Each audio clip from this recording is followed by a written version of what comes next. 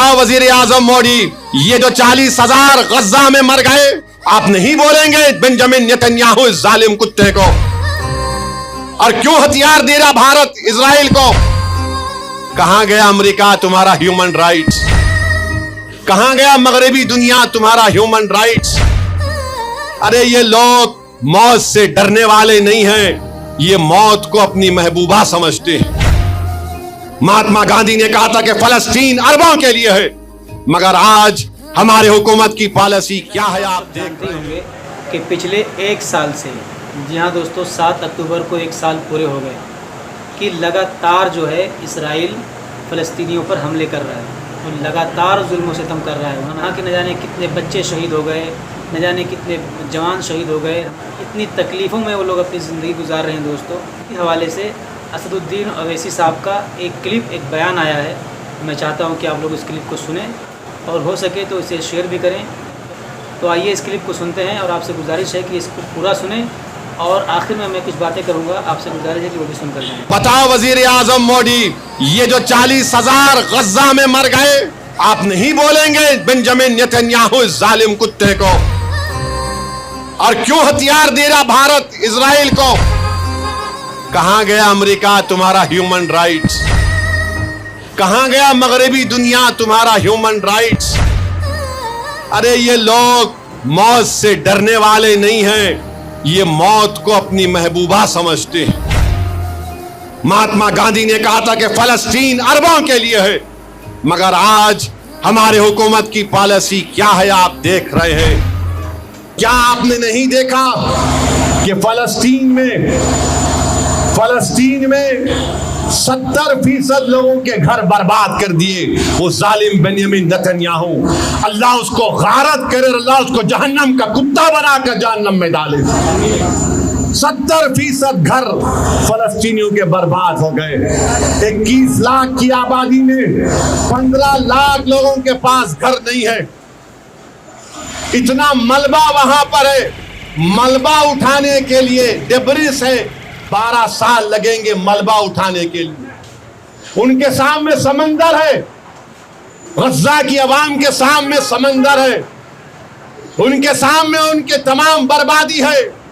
40,000 से ज्यादा लोग शहीद हो चुके हैं, जिसमें 15,000 मासूम बच्चे हैं। 10,000 लोग अभी भी मलबे के नीचे हैं। मगर क्या तुमने और हमने अपनी आंखों से, अपने कानों से सुना कि फलस्तीनी कह रहे हैं क्यों हुआ ये? क्या वो अपने कायदीन को गाली दे रहे हैं? क्या अपने बड़ों को गाली दे रहे हैं? टेंटों में रह रहे हैं, टेंटों में।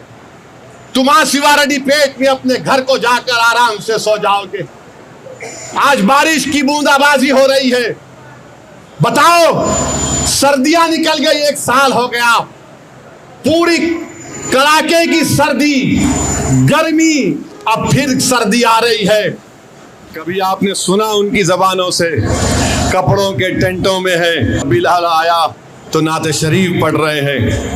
मेरे भाई, इसको कहते हैं मर्दानगी, इसको कहते हैं तवक्कल।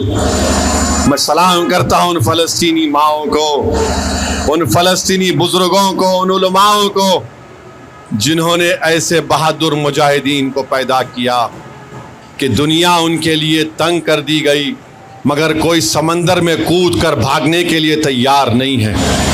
वो फलस्तीनी कह रहा है कि मैं यहीं पर रहूँगा क्योंकि मुझे मस्जिद अक्सा और बैतुल मुक़द्दस को हासिल करना है। 40,000 एक साल में मर गए।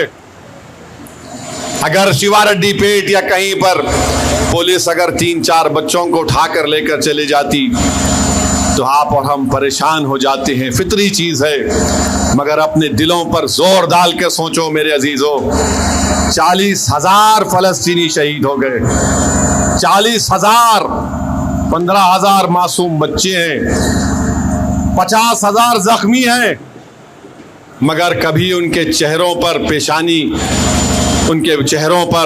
उनकी पेशानी पर तकलीफ या परेशानी के आसार रुनुमा नहीं होते। हमने और आपने देखा कि बाप अपने बच्चे को गोद में उठाकर कह रहा है, या रसूल अल्लाह सल्लल्लाहु अलैहि वसल्लम, मैं अपने शीरखार बच्चे को دین اسلام کی سربلندی کے لیے قربانی دے دے آپ. یا رسول اللہ صلی اللہ علیہ وسلم، ایک بیوی کہہ رہی ہے کہ میں اپنی جوانی میں بیوہ ہوگی، میرا شوہر اسلام کے لیے شہادت پا لیا. یا رسول اللہ صلی اللہ علیہ وسلم. کوئی ماں کہہ رہی ہے کہ رسول اللہ میرا بیٹا آ رہا ہے آپ کے پاس. میرے بھائی، ان فلسطینیوں کو یاد رکھو، یہ وہ لوگ ہیں جو مسجد اقصی اور بیت المقدس کی بازیابی کے لیے لڑ رہے ہیں. یہ وہ لوگ ہیں جس کے تعلق سے حدیث شریف میں آیا کہ جب قیامت ہوگی تو حشر کا میدان یہیں پر ہوگا. حشر کا میدان یہیں پر ہوگا، یہیں پر حساب کتاب میزان لگایا جائے گا. اور جو دنیا کے بڑے بڑے لوگ جن کے زمینوں میں اللہ نے دولت دی، آج وہ گونگے بن کر بیٹھے ہیں.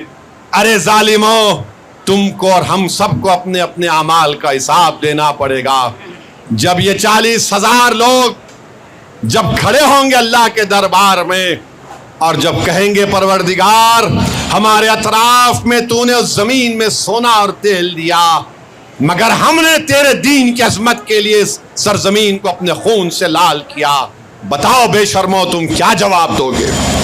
میرے عزیز دوستوں اور بزرگوں، خیر اللہ ان کو دنیا میں بھی اللہ ان کو بلندیاں عطا کرے گا، اور انشاءاللہ آخرت میں بھی اللہ ان کو بلندیوں سے نوازے گا.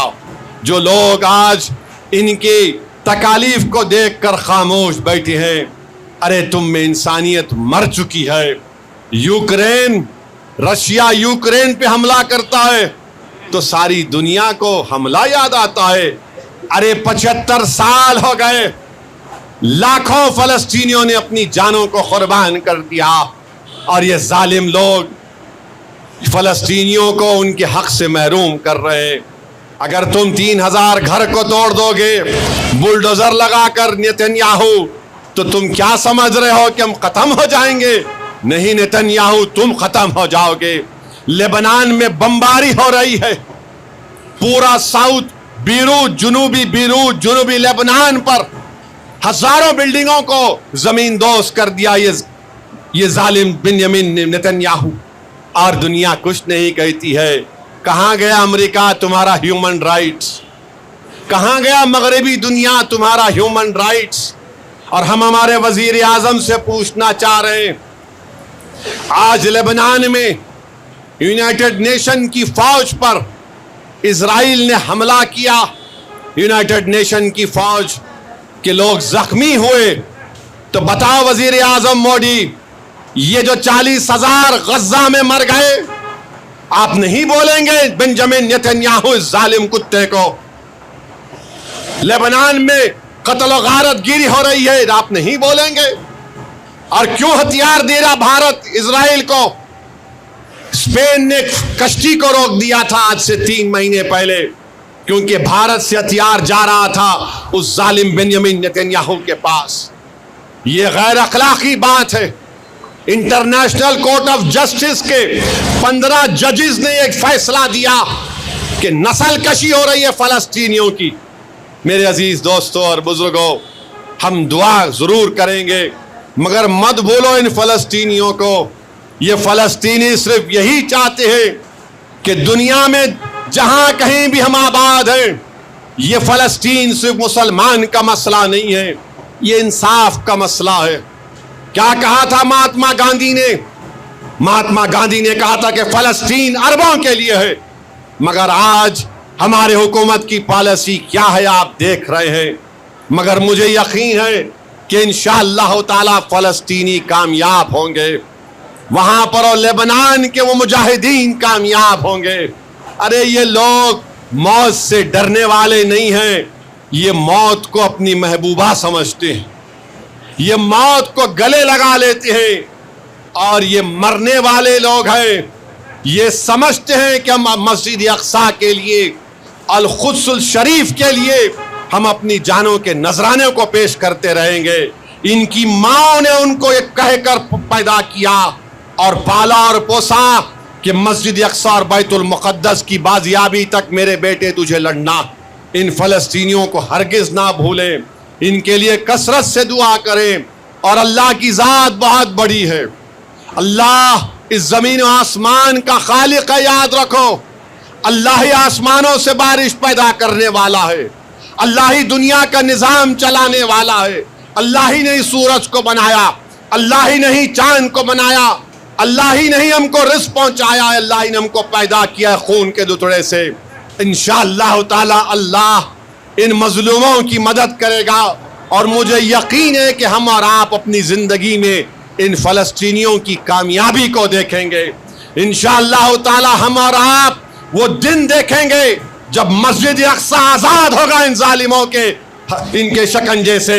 इंशाअल्लाह ताला मेरे अजीज़ दोस्तों और बुज़ुर्गों, बस आपसे गुजारिश ये है कि वातसिमू बिहब्लिल्लाह, कि अल्लाह की रस्सी को मजबूती से थाम के रखो, मुतफर्रिक मत हो जाओ, इत्तिहाद को मजबूत करो। और मजलिस इत्तिहादुल मुस्लिमीन आपकी जमात, मजलिस इत्तिहादुल मुस्लिमीन को मजबूत रखिए। मजलिस आप लोगों ने इस क्लिप को सुन लिया मेरे भाइयों, इनकी हिम्मतों को सलाम। इनसे हमें और आपको दर्स हासिल करना चाहिए, सबक हासिल करना चाहिए कि इतना जुल्म व सितम हुआ, इतना सब कुछ हो गया, मगर वो लोग अभी भी अल्लाह का शुक्र अदा करते हैं। और आज हम और आप गौर करें कि अल्लाह हमें सब कुछ देता है, मगर इसके बावजूद हम नाशुक्री करते हैं। मेरे भाइयों, आपने ये सब क्लिप सुना और मेरी इस वीडियो के बारे में आपका क्या राय है हमें कमेंट बॉक्स में कमेंट करके ज़रूर बताएं। अस्सलाम वालेकुम।